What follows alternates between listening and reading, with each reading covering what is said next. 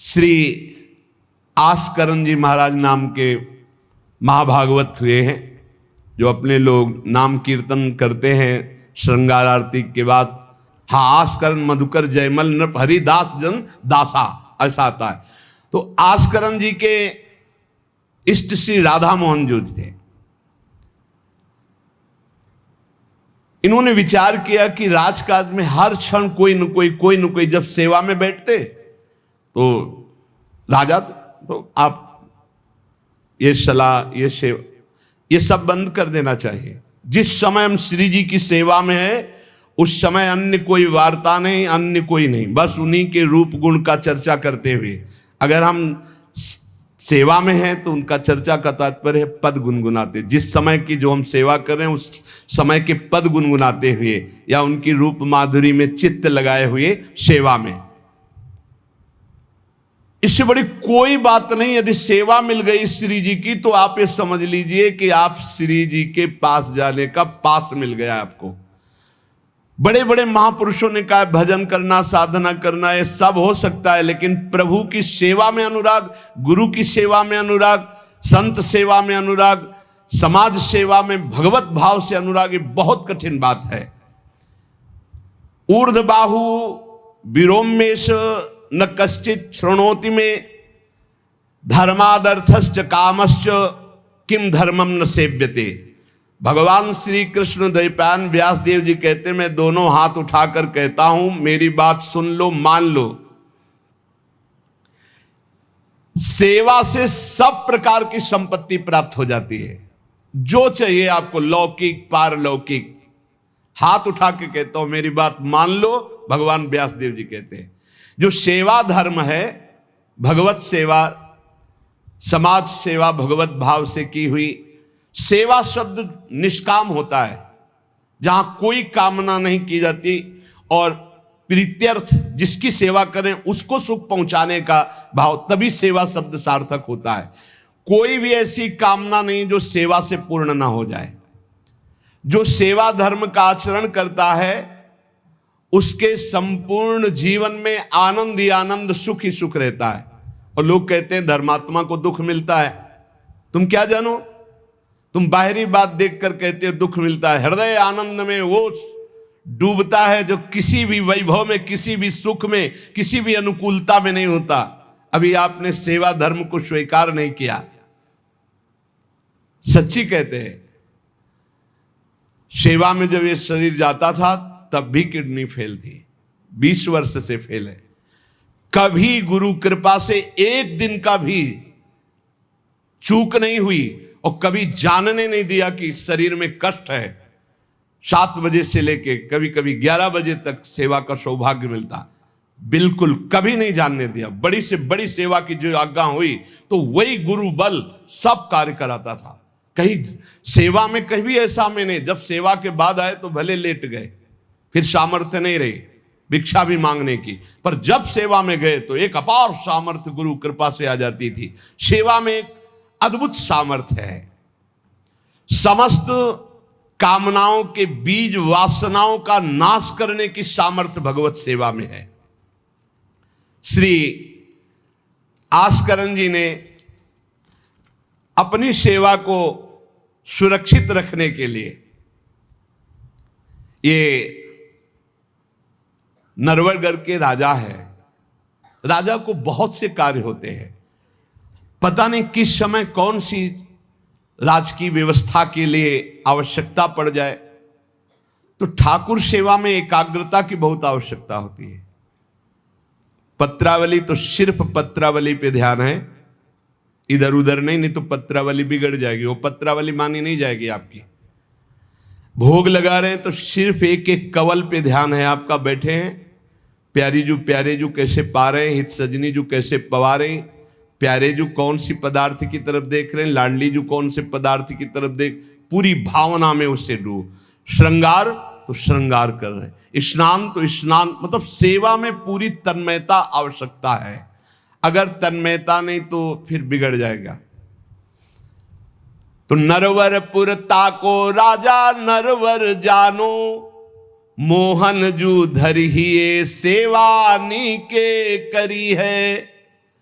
घड़ी 10 मंदिर में रहे चौकी द्वार, पावत न जान को ऐसी मति हरी है, पर्यो को काम आए अब ही लिवाए ल्याओ, काहे पृथ्वीपति लोग कान में न धरी है, आई फौज भारी सुध दीजिए हमारी, सुनी बहु बात टारी परी बात कर भरी है।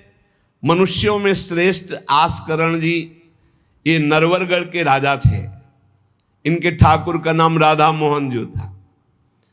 ये प्रेम पूर्वक उनकी सेवा में कोई विघ्न न हो इसलिए 10 घड़ी तक का कठोर आदेश दे दिया था। 24 मिनट की एक घड़ी होती है, तो 10 घड़ी कितने हुए? 4 घंटे। 4 घंटे तक कोई भी अगर सूचना देने आया तो दंड प्राप्त करेगा, वो दंड उसको मिलेगा। 4 घंटे तक सूचना भी नहीं देनी है। जिस समय वो राधा मोहन जी की सेवा में गए तो द्वारपाल खड़े हो जाते थे, कोई भी अंदर प्रवेश नहीं करेगा। किसी भी तरह की कोई विपत्ति आ जाए, आग लग जाए, फिर भी सूचना नहीं देनी है। 4 घंटे सेवा में ये शिक्षा लेनी चाहिए। अपनी जब ठाकुर सेवा करें, हम कहते तभी करो, सब निपटा लो पहले फिर ठाकुर सेवा करो। ऐसा नहीं है कि जल्दी जल्दी तुम्हारा चित्त कहीं लगा हुआ है। अगर घर गृहस्थी में हो तो हम कई बार एकांतिक में बोल चुके हैं, पहले अपने पति पुत्र की तैयारी कर दो। उनको ऑफिस जाना है, उनको विद्यालय जाना है, सबकी तैयारी कर दो, जय जयकार करके उनको पवाओ। फिर इसके बाद अपने ठाकुर को स्नान कराओ, ठाकुर को भोग लगाओ, निश्चिंत हो करके। चित्त वृत्ति बार बार दौड़ रही है, ठीक बात नहीं। अगर हमें कभी कोई और कार्य हुआ तो हम पहले वो कार्य करते थे, फिर राधा वल्लभ जी के दर्शन जाते थे, क्योंकि हम राधा वल्लभ जी के दर्शन में खड़े वही चिंतन करेंगे, वो उनके पास जाना है तो पहले उनके पास हुआ है, फिर अगर कोई कार्य है तो हम वो निपटा के तब जाएंगे। ऐसी सेवा में अन्य कोई वार्ता नहीं, अन्य कोई चिंतन नहीं, अन्य कोई हमारी क्रिया नहीं, केवल सेवा में तत्पर। इसलिए उन्होंने कठोर नियम लगा रखा था, 4 घंटे तक कोई सूचना भी नहीं देगा। और आप मंदिर में राधा मोहन जी को 4 घंटे स्नान कराना, श्रृंगार कराना, आरती करना, फिर आरती करके भोग आदि सब करके फिर दंडवत करना। दंडवत के बाद जब प्रसाद चरणामृत लेकर उठते तब कोई बात हो तो बता सकते हैं। वो भी बात जब श्री जी की चिक डालकर बाहर निकले, उस समय द्वार पर चौकीदार बहुत सावधानी से कोई भीतर न जाने पावे। देखो, महापुरुषों से हमको शिक्षा मिलती कि हम कैसे ठाकुर सेवा करें। ठाकुर जुगल किशोर हमारे, इनकी सेवा हम कैसे करते हैं। आप 4 घंटे एकाग्रचित होकर केवल सेवा में ही डूबे, बड़ा सुख मिलता है। जब अपने श्री जी सौभाग्य दिए थे सेवा करने का, तो जैसा श्रृंगार करने के बाद जब दर्पण दिखाते थे तो रोना आता था। अपने प्रभु को श्रृंगारित देखकर जो हृदय में सुख मिलता है, रोम रोम आनंदित हो जाते थे। कभी कभी 2-2 बजे दोपहर तक बैठे फिर भिक्षा मांगने जाते थे। श्रृंगार करने के बाद पद सुनाओ उनको, फिर उनकी रूप माधुरी देखो। भक्तों के नेत्र अलग होते हैं तो प्रभु उनका रसास्वादन भी अलग ही करवाते हैं। एक बार क्या हुआ, आवश्यक कार्य से नरवरगढ़ में दिल्ली के बादशाह का आगमन हो गया। बादशाह जो सैकड़ों राजाओं के ऊपर होता था और ये नरवरगढ़ के राजा थे, उसने आज्ञा करी, जाओ आस्करण जी को हमारे सामने जल्दी लिवा करके लाओ। और आस्करण जी का नियम था, राधा मोहन जी के मंदिर में गए तो सख्त आदेश, कोई सूचना नहीं पहुंचाएगा। सब आस्करण जी के जो रक्षक थे उन्होंने मना कर दिया, नहीं महाराज, ये आपकी सूचना भी नहीं पहुंच सकती, 4 घंटे आ ही नहीं सकते आस्करण जी। उसको बहुत क्रोध आया, बादशाह है वो, मैं आदेश कर रहा हूं, एक छोटे राजा के सेवक हमें जवाब दे रहे। बादशाह ने आज्ञा का उल्लंघन, इससे बड़ा क्रोध हुआ और उसने बड़ी सेना बुलवा ली। और सेनापति को आदेश किया कि जाओ बोल दो, नगर का नाश करवाना चाहते हो या हमारी आज्ञा का पालन करना चाहते हो? तुरंत आस्करन को भेजो, अन्यथा पूरी सेना बलात् नगर को नष्ट कर देगी और जबरदस्ती आस्करन को बंदी बना लिया जाएगा। बादशाह का आदेश। देखो परीक्षा होती। जब ये आदेश हुआ, सेनापति आया, निज दूतों से जो अंगरक्षक द्वारपाल उनसे कहा, सबने कोई उत्तर नहीं दिया। 4 घंटे तक हम अपने राजा को सूचना भी नहीं दे सकते, जो तुम्हें करना हो करो। यह बड़ी बात है। बादशाह का हुक्म, बादशाह के सेनापति का हुक्म, सेवा में विघ्न ना पड़ जाए इसलिए कठोर नियम लिया था, पर सबके हृदय में घबराहट थी कि अब क्या होगा जब बादशाह नाराज हो गया, सेना आ गई, सेनापति आ गए, अब क्या होगा। सेनापति ने बादशाह से कहा कि अब क्या हुक्म है, वहां से मना हो गया है, आपकी आज्ञा का उल्लंघन, हमारी आज्ञा का उल्लंघन, हमारा भय दिखाना सब व्यर्थ चला गया। कही कह पठाई कहो कीजिए लड़ाई, सुनी रुचि उपजाई चली पृथ्वी पति आयो है। पर्यो सोच भारी तब बातों विचारी कही, आप एक जाओ गयो अचरज पायो है। सेवा करी सिद्धि साष्टांग होई के भूमि परे, देखी बड़ी बेर पाओ खड्ग लगायो है।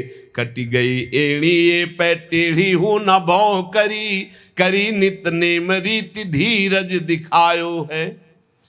बादशाह ये बड़ा आश्चर्य हुआ कि ये आस्करन जी के पास सूचना ही नहीं पहुंचाई जा रही और हमारे भय का इसके ऊपर कोई असर नहीं। पर आस्करन जी बहुत साधु प्रकृति के हैं, बड़े प्रियजन हैं, आक्रमण करना तो उचित नहीं, मैं स्वयं जाकर के देखूं क्या बात है। राजा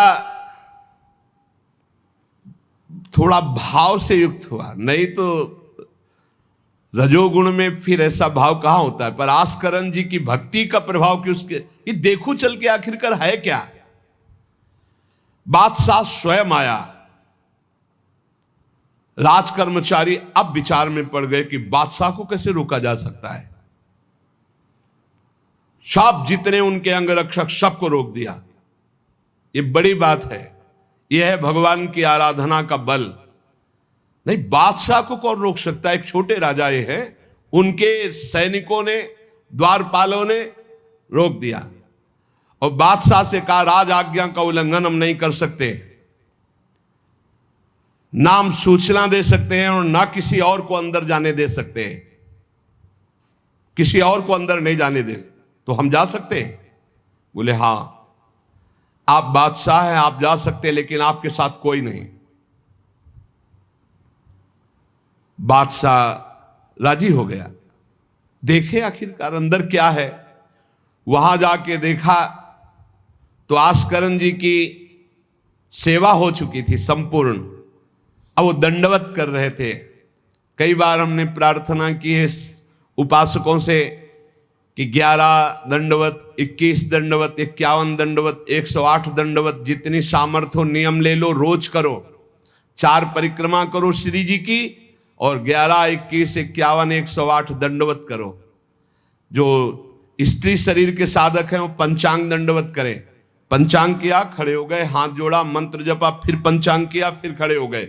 ऐसे ही जो पुरुष शरीर साधक है वो साष्टांग करें। साष्टांग किया, मंत्र जपते हुए, फिर खड़े हो गए, हाथ जोड़ा, फिर मंत्र जप कर प्रणाम किया, फिर साष्टांग, फिर ऐसे। हमें लगता है कि होती होगी दंडवत, करते होंगे, क्योंकि ये नियम तो बहुत पहले से दिया और ये करना ही चाहिए।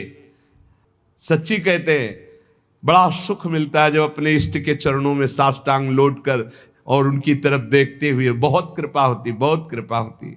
यावत स्वस्थमिदम कलेवरम यावत च दूरे जरा, जब तक ये शरीर स्वस्थ है बुढ़ापा दूर है। आनंद लूट लो भाई, ये कमाने का समय गंवाने का नहीं है। आस्करण जी अपने ठाकुर की संपूर्ण सेवा करके दंडवत अपनी पूरी कर रहे थे। अब जैसे 108 दंडवत तो समय लगेगा। हमने देखा है पूज्य सदगुरुदेव भगवान को अस्वस्थ शरीर में, अस्वस्थ अवस्था होने पर भी, बुखार है पर दंडवती अपनी पूरी करते हुए, नियमावली पूरी करते हुए देखा। क्योंकि जैसे ब्रज की 84 कोस की परिक्रमा में तो श्री जी साथ थी, बहुत थकान, बहुत शरीर कष्ट में, पर आप अपनी दंडवती जरूर पूरी करते। गुरुदेव भगवान को देखा। महापुरुष नियमनिष्ठ होते हैं, जो नियम ले लिया उसे तोड़ते नहीं। जय बजे आरती होती है, आप देख लो, 5 मिनट के अंतर की बात नहीं कह सकते, नहीं आपको ठीक समय से आरती मिलेगी। जय बजे वो टहलने के लिए वही उनका समय होगा। महापुरुषों की पहचान होती है, उनकी एक रस दिनचर्या चलती, उनकी दिनचर्या में फर्क नहीं पड़ेगा, शरीर में भले फर्क पड़ा हो, चाहे बुखार हो, चाहे जुकाम हो, चाहे जो भी पीड़ा हो, दिनचर्या में फर्क नहीं पड़ सकता। ये महापुरुषों की पहचान होती है। आस्करण जी साष्टांग लेट करके दंडवत कर रहे थे। अब को बादशाह जाएगा तो बादशाह कोई साधारण तो है नहीं, उसकी बाजूबंद, उसके सब झनन भनन आवाज तो होती है, पता भी चलता है कि कोई आ गया। मुड़ करके भी नहीं देखा बादशाह की तरफ, बस बार बार साष्टांग दंडवत, खड़ा खड़ा देखता रहा। 108 दंडवत, 2-4 हो तो बड़ी देर हो गई, ना बादशाह से बात, न सलाम, न कोई, बस वो अपनी साष्टांग दंड। ये होना चाहिए। आप श्रृंगार कर रहे हैं तो श्रृंगार में ही दृष्टि होनी चाहिए। दंडवत कर रहे हैं तो किसी की तरफ नहीं, सिर्फ दंडवत के सामने प्रिया प्रीतम है, हम बार बार दंडवत कर रहे हैं। ये उपासकों की एक एकाग्रता होती है। भला सोचो, बादशाह पास खड़ा है तो ऐसे लेटे लेटे भी तो देख सकते थे, बिल्कुल नहीं देखा। राजा को, बादशाह को बड़ा आवेश आया कि इतनी देर से मैं खड़ा हूं, पहले तो वहीं सब नाना करते रहे, इतनी देर से खड़ा हूं, ना कोई प्रणाम, ना नमस्कार, ना हमारी तरफ देख रहा है, क्या है। तलवार निकाली और साष्टांग दंडवत कर रहे थे तो मारा, एक पैर की एड़ी कट गई, एड़ी कट गई, खून बह रहा है। साष्टांग दंडवत, फिर खड़े, फिर साष्टांग दंडवत, फिर खड़े, फिर साष्टांग दंडवत, बिल्कुल नहीं देख रहे कि एड़ी कट गई। सोचो जरा, ये भक्त की निष्ठा है उपासना की। या तो अगर एक चींटी काटेगी तो थोड़ी देर लौट करके पहले देखेंगे क्या हो रहा है, फिर दंडवत। एड़ी कट गई, लेकिन किसने काटा, ना ये बात देखी। एड़ी कटना कोई साधारण बात समझते हो? तलवार से पूरी एड़ी काट दी, कोई दुख नहीं, रक्तस्राव हो रहा है। अपने नियमानुसार कटी गई एड़ी, ए पे टेढ़ी हूं न भौं करी, ना तो आह निकला ना गुस्साई कि किसने ऐसा कर दिया। करी नित नेम रीति धीरज दिखा, धैर्य पूर्वक 108 दंडवत पूरी की। पूरा जब संपन्न कर लिया, इसके बाद पीछे हटे, चिक गिराई, क्योंकि समझ चुके थे कि ये तलवार चलाने की हमारे ऊपर हिम्मत केवल बादशाह की हो सकती, दूसरे की नहीं। कोई साधारण राजा नहीं, महाभागवत और महाबली है। इसलिए हमारे ठाकुर का सुखपूर्वक अपशयन हो। चिक डाली, उठ चिक डारी तब पाछे सो निहारी, कियो मुजरा बिचारी बादशाह तिरिझे हैं। हित की सच्चाई यह है नेको ना कचाई होत, चर्चा चलाई भाव सुनि सुनि भीजे हैं। बीते दिन को नृप भक्त सो समायो, पृथ्वीपति दुख पायो सुनी भोग हरि छीजे हैं। करे विप्र सेवा तिने गांव लिख न्यारे दिए, वाके प्राण प्यारे लाड़ करो कही धीजे हैं। आस्करण जी ने जब चिक डालकर पीछे मुड़कर देखा तो बादशाह तो शिष्टाचार के अनुसार जोहार किया। राजा की भगवत सेवा, नियम निष्ठा, ये देखकर बादशाह बहुत प्रसन्न हुआ और कहा मैंने आज देखा ईश्वर के प्रेम की सच्चाई को। तुम्हारे में थोड़ा भी बनावटीपना नहीं, थोड़ी भी शिथिलता नहीं, तुम अपनी निष्ठा के धैर्यवान वीर हो। बादशाह ने आस्करण जी से भगवत प्रेम संबंधी कुछ चर्चाएं की और विचार अपने प्रकट किए कि आज मैं बहुत खुश और सौभाग्यशाली हूं कि तुम्हारे जैसा राजा मेरा जन है। बड़ा हृदय रस में डूब गया बादशाह का। ये है देखो सच्चाई भक्ति की। नहीं बादशाह के हुक्म को टाल देना, सेनापति की आज्ञा का उल्लंघन कर देना, बादशाह आया है साष्टांग दंडवत, कोई उसका आदर ना करना, ये सब भारी अपराधों में आता है। नहीं बादशाह आया और फिर दंडवत हो सके, नहीं पहले उससे बातचीत होगी, बाद में दंडवत होगी। नए अपनी निष्ठा के आगे नहीं, एड़ी काट दी गई फिर भी नहीं रुके। अब आस्करण जी सदैव अपने भगवत निष्ठा भगवत सेवा में मगन रहते। राजा बहुत प्रसन्न होकर के कहा कि अब जिस कार्य के लिए हम आए थे अब उस कार्य की जरूरत नहीं है, और अपनी जेब से अपनी रुमाल निकाल कर अपने हाथों से उनके चरणों की एड़ी में बांधा और कहा तुरंत चलिए राजवैद्य के द्वारा इसे, और आज से हमारी तरफ से आपके ठाकुर की सेवा सुख संविधान चलेंगे। हम विशेष विशेष प्रकार की आपकी ठाकुर सेवा में सहयोग करें। आस्करण जी ने कहा भगवत कृपा है, सब भगवत कृपा है, सेवा यथार्थ रूप से चल रही है। नियम की सच्चाई और हृदय में कोई छल कपट नहीं, रोष नहीं, ये भगवान के भक्त में विशेष लक्षण होते हैं। भगवान के भक्त में छल कपट नहीं और अपराध करने वाले पर भी रोष नहीं। उमा संत कई यही बड़ाई, मंद करत जो करे भलाई।